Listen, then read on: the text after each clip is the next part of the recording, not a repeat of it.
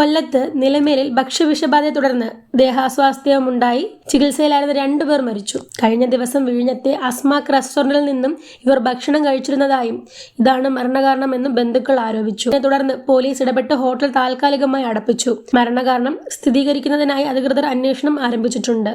ഓച്ചിറ തഴവ കുതിരപ്പന്തയിൽ തയ്യിൽ വീട്ടിൽ ശ്രീലതയുടെ വീടിന് തീപിടിച്ച് ഒരു മുറി പൂർണ്ണമായും കത്തി നശിച്ചു. ഇന്നലെ രാവിലെ വീട്ടമ്മ സമീപത്തെ ക്ഷേത്രത്തിൽ ദർശനത്തിന് പോയിരുന്ന സമയത്തായിരുന്നു സംഭവം. വീടിനുള്ളിൽ നിന്ന് പുകയുയരുന്നത് കണ്ട അയൽവാസികൾ ഉടൻ ഇടപെട്ടതിനാൽ തീ അടുക്കളയിലേക്കും ഗ്യാസ് സിലിണ്ടറുകളിലേക്കും പടരുന്നത് തടയാനായി.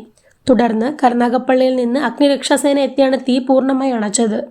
AC, ഫർണിച്ചറുകൾ, മറ്റ് ഇലക്ട്രോണിക് ഉപകരണങ്ങൾ എന്നിവ കത്തിയമരുകയും വീടിന്റെ ഭിത്തികൾക്ക് വിള്ളൽ സംഭവിക്കുകയും ചെയ്തു. ഷോർട്ട് സർക്യൂട്ടാണ് അപകട കാരണമെന്ന് സംശയിക്കുന്നു. കൊല്ലം ബൈപ്പാസിലെ കല്ലുംതാഴം റെയിൽവേ മേൽപ്പാല നിർമ്മാണത്തിന്റെ ഭാഗമായി ഫെബ്രുവരി 19 മുതൽ മാർച്ച് 31 വരെ കല്ലുംതാഴം മുതൽ അയത്തിൽ ജംഗ്ഷൻ വരെയുള്ള റോഡ് പൂർണ്ണമായും അടയ്ക്കുന്നു.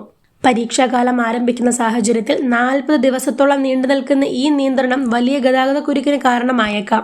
ആലപ്പുഴ ഭാഗത്തു നിന്നുള്ള ഭാരവാഹനങ്ങൾ കാവനാട് വഴിയും തിരുവനന്തപുരം ഭാഗത്തു നിന്നുള്ളവ മേവറം വഴിയും കൊല്ലം നഗരത്തിലേക്ക് തിരിച്ചുവിടും. കാൽനട യാത്രക്കാർക്കും പ്രവേശനമില്ലാത്തതിനാൽ പ്രദേശവാസികൾ ഇടറോഡുകളെ ആശ്രയിക്കേണ്ടി വരും.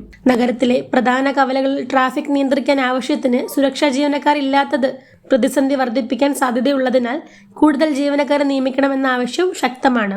ജില്ലയിലെ മികച്ച ഗ്രാമപഞ്ചായത്തിനുള്ള സ്വരാജ് ട്രോഫി തുടർച്ചയായ 4ാം വർഷവും ശാസ്താംകോട്ട സ്വന്തമാക്കി. മാലിന്യ സംസ്കരണം, പദ്ധതി വിഹിത വിനിയോഗം, തനത് വരുമാനം വർദ്ധിപ്പിക്കൽ തുടങ്ങിയ മേഖലകളിലെ മികച്ച പ്രവർത്തനമാണ് ശാസ്താംകോട്ടയെ നേട്ടത്തിന് അർഹമാക്കിയത്.